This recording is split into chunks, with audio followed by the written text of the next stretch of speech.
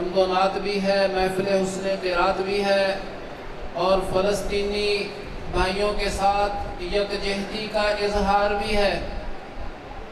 میں اختصار کے ساتھ اپنے تمام احباب کو، نوجوانوں کو، بوڑھوں کو بھی یہ جذبہ بیدار کرنے کے لیے احکام الہیہ کی طرف توجہ دلانا چاہتا ہوں۔